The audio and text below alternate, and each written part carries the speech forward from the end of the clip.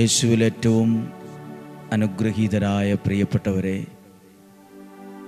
ഈ നല്ല ദിവസം ദൈവവചനം കേട്ട് പ്രാർത്ഥനയോടെ ആരംഭിക്കുവാൻ സാധിക്കുന്നതിനെ ഓർത്ത് നമുക്ക് ദൈവത്തോട് നന്ദി പറയാം. ഇന്നെല്ലാവർക്കും വേണ്ടി ഈ വചനം കേൾക്കുന്ന, ഈ വചനത്തെ പറ്റി ചിന്തിക്കുന്ന, ധ്യാനിക്കുന്ന എല്ലാവരെയും ദൈവത്തിൻ്റെ ബലമുള്ള കരങ്ങളിൽ പൂർണ്ണമായ അർത്ഥത്തിൽ ഏൽപ്പിച്ചു കൊടുത്ത് അനുഗ്രഹിച്ചു പ്രാർത്ഥിക്കുന്നു.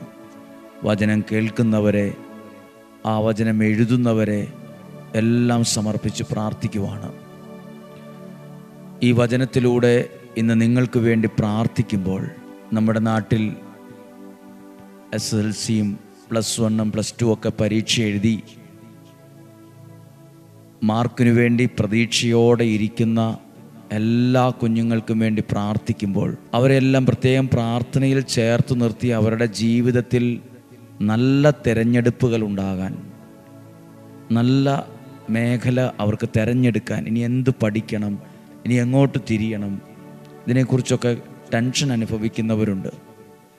ഇത് ശ്രദ്ധിക്കുന്ന മാതാപിതാക്കളാണേലും നാളെ മുതലുള്ള കുറച്ച് ദിവസങ്ങൾ, 9 ദിവസം റിസൾട്ട് വരുന്നതിന് മുമ്പ്, +1 +2 SSLC ഒക്കെ റിസൾട്ട് വന്നതിന് ശേഷം എങ്ങനെ മുന്നോട്ട് നീങ്ങണം, ഏത് കോഴ്സ് എടുത്ത് പഠിക്കണം, എങ്ങോട്ട് തിരിയണം, വിദേശത്ത് പോയി പഠിക്കണോ, ഇവിടെ നിന്നുകൊണ്ട് പഠിക്കണോ, ഇങ്ങനെയൊക്കെ ആഗ്രഹിക്കുന്നവരുണ്ട്. അവരെ എല്ലാം ഓർത്ത് പ്രാർത്ഥിക്കുന്ന കുറച്ച് ദിവസങ്ങളാണ്. ആഗ്രഹിക്കുന്നെങ്കിൽ നിങ്ങളുടെ കുഞ്ഞുങ്ങൾക്ക് വേണ്ടി ഒരു നിയോഗത്തോടെ നാളെ മുതലുള്ള ദിവസങ്ങൾ 8-9 ദിവസങ്ങൾ വചനങ്ങളെ കേൾക്കുക. അവരോടും പറയുക കേൾക്കാൻ. അതൊരു പുതിയ നല്ല ഒരു അനുഗ്രഹം അവരുടെ മേൽ വെളിപ്പെടാൻ, തെളിഞ്ഞു കിട്ടാൻ കാരണമാകും. ദൈവം നിങ്ങളെ സമർത്ഥമായിട്ട് അനുഗ്രഹിക്കട്ടെ. ഇന്ന് പ്രത്യേകമായി കേൾക്കാൻ പോകുന്ന ഒരു വചനമാണ് യെശയ്യാ പ്രവാചകന്റെ പുസ്തകം 66-ാം അധ്യായം 12-ാമത്തെ വാക്യമാണ്. യെശയ്യാ 66:12. കർത്താവ് അരുളി ചെയ്യുന്നു, ഐശ്വര്യം നദി പോലെ അവളിലേക്ക് ഞാൻ ഒഴുക്കും, ജനതകളുടെ ധനം കവിഞ്ഞൊഴുകുന്ന അരുവി പോലെയും. ഐശ്വര്യം നദി പോലെ അവരിലേക്ക് ഞാൻ ഒഴുക്കും. ഐശ്വര്യം എന്നൊരു വാക്ക് നല്ലൊരു സന്തോഷം തരുന്നൊരു വാക്കാണ്. ഐശ്വര്യമുള്ള വീട്, ഐശ്വര്യമുള്ള സ്ഥലം, ഐശ്വര്യമുള്ള വാഹനം, ഐശ്വര്യമുള്ള ഒരു മനുഷ്യൻ, നമ്മൾ അങ്ങനെയൊക്കെ പറയാറുണ്ട്. ചിലതിനെ നോക്കി നമ്മൾ പറയാറുണ്ട്, ഒരു ഐശ്വര്യമില്ലാത്ത വീടാണ്, എന്തോ ഒരു ഐശ്വര്യക്കുറവുണ്ട്. ഐശ്വര്യം അത് ദൈവം തരുന്ന ഒരു വലിയ അനുഗ്രഹമാണ്. ഐശ്വര്യമുള്ളതാണ് നമുക്കെന്നും പ്രോത്സാഹനമായും സന്തോഷമായും പ്രതീക്ഷയായും മാറുന്നത്. ഐശ്വര്യം, പ്രിയപ്പെട്ടവരെ, ദൈവവചനം കേൾക്കുമ്പോൾ അതിലൂടെ നിങ്ങളിലേക്ക് ദൈവം ഒഴുക്കുന്ന ഒരു ഐശ്വര്യമുണ്ട്. ദൈവം ഒഴുക്കുന്ന ഐശ്വര്യം. നിങ്ങൾ പ്രാർത്ഥിക്കണം, കർത്താവേ, അങ്ങയുടെ വചനം ഇന്ന് കേട്ടത് ഐശ്വര്യത്തെക്കുറിച്ചാണ്. ഐശ്വര്യം, എൻ്റെ വീടിന് അങ്ങയുടെ ആ ഐശ്വര്യം എനിക്ക് തരണം. തലമുറകൾക്ക് ഈ ഐശ്വര്യം വേണം. ഐശ്വര്യമുള്ള ഒരു ഭാവി നമുക്ക് വേണം. നമ്മുടെ കുഞ്ഞുങ്ങളിൽ ഐശ്വര്യമുള്ളൊരു ഭാവി വേണം. ഐശ്വര്യമുള്ളൊരു ജോലി വേണം. ഐശ്വര്യമുള്ളതാണ്, ദൈവാനുഗ്രഹമുള്ളതിൻ്റെ ഒരടയാളമാണ് ഐശ്വര്യം. നമ്മളിന്ന് പ്രാർത്ഥിക്കുവാണ് ഈ വചനത്തിലൂടെ.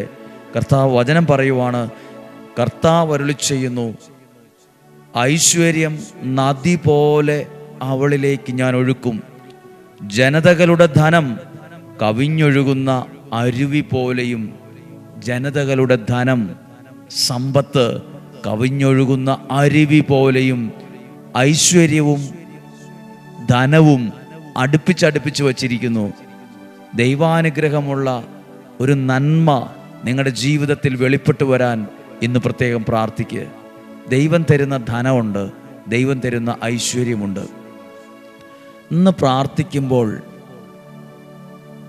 നിങ്ങൾ മാതാപിതാക്കളാണെങ്കിൽ നിങ്ങളുടെ കുഞ്ഞുങ്ങൾ ഏത് പ്രായത്തിലുള്ളവരാകട്ടെ, ചെറിയ കൈക്കുഞ്ഞുങ്ങൾ തൊട്ട് ആരുമാകട്ടെ, എത്ര വയസ്സുമാകട്ടെ, എത്ര മാസമാകട്ടെ, നിങ്ങൾ അവർക്ക് വേണ്ടി പ്രാർത്ഥിച്ച്, നിങ്ങൾ കൊച്ചുമക്കളായിരിക്കും കൂടെയുള്ളത്, കുഞ്ഞുങ്ങളായിരിക്കും, നിങ്ങളുടെ കുഞ്ഞുങ്ങൾ, നിങ്ങളുടെ പ്രിയപ്പെട്ട കുഞ്ഞുങ്ങൾ, മക്കളുടെ മക്കൾ, ഇവരെല്ലാം മനസ്സിലേക്കൊന്ന് കൊണ്ടുവന്നിട്ട് ഒന്ന് പറഞ്ഞേ, കർത്താവേ, അങ്ങ് നൽകുന്ന ആ ഐശ്വര്യം, അങ്ങ് നൽകുന്ന ആ നന്മ തലമുറകളിലേക്ക് അങ്ങ് ഒഴുക്കണമേ, തലമുറകളിലേക്ക് അങ്ങ് പകരണമേ.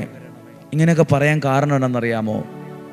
ദൈവത്തിൽ നിന്ന് അനുഗ്രഹങ്ങളെ മേടിച്ചെടുക്കാൻ ചിലരെ ദൈവം നിയോഗിക്കും. ഒരുപക്ഷെ ഡെയിലി ബ്ലെസ്സിങ് എന്ന ശുശ്രൂഷ ദൈവത്തിൽ നിന്ന് അനുഗ്രഹങ്ങളെ നമുക്കായി നേടിത്തരുന്നൊരു ശുശ്രൂഷയാണ്. കാര്യം 5-10 മിനിറ്റേ ഉള്ളേലും. ഇപ്പോൾ നിങ്ങൾ പ്രാർത്ഥിക്കണം. എല്ലാവർക്കും ദൈവാനുഗ്രഹത്തെ മേടിച്ച് തലമുറകളിലേക്ക്, ജനത്തിലേക്ക് കൈമാറാൻ കഴിയില്ല. ദൈവം തെരഞ്ഞെടുത്ത ചിലരുണ്ട്, ദൈവം നിയോഗിച്ചവരുണ്ട്. ഒരുപക്ഷെ ഞാൻ ആ സ്ഥാനത്തായിരിക്കാം. എന്നെ കേൾക്കുന്ന നിങ്ങൾ, ഈ വചനം കേൾക്കുന്ന ഓരോരുത്തരും ആ സ്ഥാനത്തായിരിക്കാം.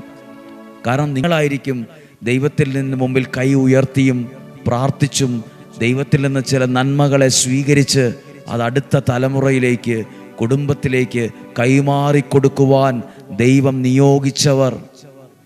ഒരുപക്ഷെ നിങ്ങൾ വചനം കേൾക്കുന്നു, ആ വചനം ഒരുപാട് ഗ്രൂപ്പുകളിലേക്കും സ്റ്റാറ്റസായിട്ട് ഷെയർ ചെയ്യുന്നു. നിങ്ങളായിരിക്കും അനേകർക്ക് അനുഗ്രഹത്തെ കൈമാറാൻ ദൈവം നിയോഗിച്ചവർ, ദൈവം വച്ചിരിക്കുന്നവർ. ഞാനിത് പറയാൻ കാരണം, ഞാനൊരു പള്ളിയിൽ ധ്യാനത്തിന് പോയപ്പോൾ ആ പള്ളിയിലെ പ്രിയപ്പെട്ട അച്ഛൻ നന്ദി പ്രസംഗം പറഞ്ഞു. നമ്മുടെ ഇടവകയ്ക്ക് ആ അനുഗ്രഹത്തെ മേടിച്ചു തന്ന പ്രിയപ്പെട്ട അച്ഛനെ നമുക്ക് നന്ദിയോടെ ഓർത്ത് പ്രാർത്ഥിക്കാമെന്നാണ് പറഞ്ഞത്. അപ്പോൾ ഞാൻ ആ വാക്കുകൾ ശ്രദ്ധിക്കുമായിരുന്നു. ദൈവത്തിൻ്റെ അനുഗ്രഹങ്ങളെ ദൈവത്തിൽ നിന്ന് മേടിച്ച് അവർക്കായി ലഭിക്കുന്ന ചില അനുഭവങ്ങൾ ആ ദേശത്തുണ്ടായി. നിയോഗത്തോടെ പ്രാർത്ഥിക്കുമ്പോൾ അങ്ങനെ സംഭവിക്കും. ദൈവത്തിൻ്റെ വചനം ആത്മാവിൽ എടുക്കുമ്പോൾ അത് സംഭവിക്കും. ദൈവത്തിൻ്റെ വചനം ദാഹത്തോടെ സ്വീകരിക്കുമ്പോൾ ഐശ്വര്യ നദി പോലെ ആ വീട്ടിലേക്ക്, ആ തലമുറയിലേക്ക്, അവരുടെ വരുമാന മാർഗങ്ങളിലേക്ക് ഐശ്വര്യ നദി പോലെ. ധനമോ, ജനതകളുടെ ധനം കവിഞ്ഞൊഴുകുന്ന അരുവി പോലെയും, വറ്റി വരണ്ട അരുവി എന്നല്ല, കവിഞ്ഞൊഴുകുന്ന, ഇഷ്ടംപോലെ വെള്ളമുള്ള വറ്റാത്ത ഉറവിയുള്ള സ്ഥലത്താണ് കവിഞ്ഞൊഴുകൽ നടക്കുക. ജനതകളുടെ ധനം കവിഞ്ഞൊഴുകുന്ന ഉറവ പോലെയും അരുവി പോലെയും ഐശ്വര്യ നദി പോലെയും ഒഴുകും. ഇത് സംഭവിക്കട്ടെ. ഈ വചനം കേൾക്കുന്ന ഓരോരുത്തരിലും ഈ അനുഭവം ഉണ്ടാകട്ടെ. ഇന്ന് കേട്ട ഈ വചനത്തിലൂടെ നിങ്ങൾക്ക് വേണ്ടി പ്രാർത്ഥിക്കുവാണ്. പ്രിയപ്പെട്ടവരെ, നാളെ മുതലുള്ള 9 ദിവസം SLC പരീക്ഷ എഴുതി റിസൾട്ടിന് വേണ്ടി കാത്തിരിക്കുന്നവർ, +2 കഴിഞ്ഞ് റിസൾട്ടിന് വേണ്ടി കാത്തിരിക്കുന്ന ഒരുപാട് കുഞ്ഞുങ്ങളുണ്ട്. ദേശത്തായിരിക്കാം, വിദേശത്തായിരിക്കാം. നിങ്ങളുടെ സമയക്രമമൊന്നും അറിയില്ലെങ്കിലും നിങ്ങളുടെ കുഞ്ഞുങ്ങൾ, ഇത് പറയാൻ കാരണം, പഠിച്ച് അവർ ചില കോഴ്സ് എടുത്ത് 1-2 വർഷം കഴിയുമ്പോൾ ചിന്തിക്കും, ഇതെടുക്കണ്ടായിരുന്നു, ഇത് ബുദ്ധിമുട്ടാണ്. അങ്ങനെ ഒരു അവസ്ഥ വരരുത്. പ്രാർത്ഥിച്ച് ചില കാര്യങ്ങളിൽ തുടക്കമിടുമ്പോൾ അതിലവരുടെ ഭാവി തെളിഞ്ഞു കിട്ടണം. അതിലവരുടെ ജീവിതം അനുഗ്രഹത്തിൽ ഉറയ്ക്കണം. തിരിഞ്ഞു നോക്കി ദുഃഖിക്കാൻ ഇടവരരുത്. ഇതെടുത്ത് പഠിക്കണ്ടായിരുന്നു, ഇത് സെലക്ട് ചെയ്യണ്ടായിരുന്നു, അന്ന് അങ്ങനെ ചെയ്താൽ മതിയായിരുന്നു, അങ്ങനെ ഒന്നും ഒരു ദുഃഖം ഉണ്ടാകരുത്. ഇതെടുത്തത് നന്നായി, ഇത് പഠിച്ചത് നന്നായി, ആ രാജ്യത്ത് പോകാൻ തീരുമാനിച്ചത് നന്നായി, ആ ജോലി ചെയ്യാൻ തീരുമാനിച്ചത് നന്നായി. എന്ത് കാര്യത്തിലും തിരിഞ്ഞു നോക്കി നമുക്ക് പറയാൻ കഴിയണം, അത് അനുഗ്രഹമായി. അന്ന് അങ്ങനെ ചിന്തിച്ചത് ദൈവാനുഗ്രഹമാണ്. അതുപോലുള്ള ചില നല്ല തീരുമാനങ്ങൾ ജീവിതത്തിൽ എടുക്കുവാൻ നമുക്ക് പ്രാർത്ഥിക്കണം. അങ്ങനെയുള്ള 9 ദിവസങ്ങളാണ്, തിങ്കളാഴ്ച മുതലുള്ള 9 ദിവസങ്ങൾ ഒരു നിയോഗത്തിൽ അങ്ങനെ പ്രാർത്ഥിക്കുവാണ്. നിയോഗ പ്രാർത്ഥനയല്ല, ഡെയിലി ബ്ലെസ്സിങ്ങിൽ അങ്ങനെ പ്രാർത്ഥിക്കുവാണ്. നമുക്ക് പ്രാർത്ഥിക്കാം.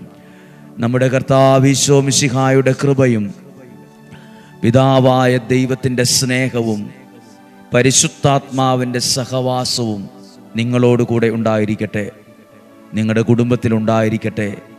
കർത്താവെ, കഴിഞ്ഞ ആഴ്ചകളിൽ വ്യാഴം വെള്ളി ദിവസങ്ങളിൽ ഈ ആലയത്തിൽ വന്നവരെ, നിയോഗം എഴുതി ഇട്ടവരെ, നിയോഗം സ്വീകരിച്ചവരെ, കൽക്കുരിശിൽ എണ്ണ ഒഴിച്ചവരെ, അവരെല്ലാം ഞങ്ങൾ അനുഗ്രഹിച്ച് പിതാവിൻ്റെയും പുത്രൻ്റെയും പരിശുദ്ധാത്മാവിൻ്റെയും നാമത്തിൽ അനുഗ്രഹിച്ച് പ്രാർത്ഥിക്കുന്നു. ഡെയിലി ബ്ലെസ്സിങ്ങിൽ ഈ വചനം കേട്ടവരെ, ഈ വചനം യെശയ്യാ പ്രവാചകനിലൂടെ കേട്ടു, ഐശ്വര്യ നദി പോലെ ഒഴുകുന്നു. ഈ വചനം കേൾക്കുന്ന ഈ വ്യക്തിയിലേക്ക്, ഈ തലമുറയിലേക്ക്, ആ വീട്ടിലേക്ക്, ആ ഭവനത്തിലേക്ക് ഐശ്വര്യ നദി പോലെ ഒഴുകുന്ന അനുഭവം ഉണ്ടാകണമേ. യേശുവിൻ്റെ നാമത്തിൽ അത് സംഭവിക്കട്ടെ. ആ വചനം യാഥാർത്ഥ്യമാകട്ടെ. എന്തെങ്കിലും ഐശ്വര്യക്കുറവോ ഒക്കെ ഉണ്ടെന്ന് തോന്നിയാലും ആ കുറവ് പരിഹരിക്കപ്പെടട്ടെ. രോഗങ്ങൾ, അപകടങ്ങൾ, ദുർമരണങ്ങൾ, ആപത്ത്, അനർത്ഥങ്ങൾ സകലതും വ്യക്തികളിൽ നിന്ന്, കുടുംബത്തിൽ നിന്ന് മാറിപ്പോകട്ടെ. യേശുവിൻ്റെ നാമത്തിൽ ദീർഘായുസ്സും ആരോഗ്യവും സന്തോഷവും സമാധാനവും ഐശ്വര്യവും ഉണ്ടാകട്ടെ. നിലനിൽക്കുന്ന ദൈവാനുഗ്രഹമുള്ള ധനമുണ്ടാകട്ടെ. നല്ല തുടക്കങ്ങൾ ഉണ്ടാകട്ടെ. പുതിയ ബിസിനസ്സുകൾ ഉണ്ടാകാൻ കാരണമാകട്ടെ. നല്ല തീരുമാനങ്ങൾ ഉണ്ടാകാൻ കാരണമാകട്ടെ. പുതിയ തുടക്കങ്ങൾ ഉണ്ടാകട്ടെ. മാനസാന്തരങ്ങൾ സംഭവിക്കട്ടെ. കുഞ്ഞുങ്ങൾ നല്ല സ്വഭാവത്തിൽ ദൈവാനുഗ്രഹത്തിൽ വളർന്നു വരാൻ ഭാഗ്യമുണ്ടാകട്ടെ. യേശുവിൻ്റെ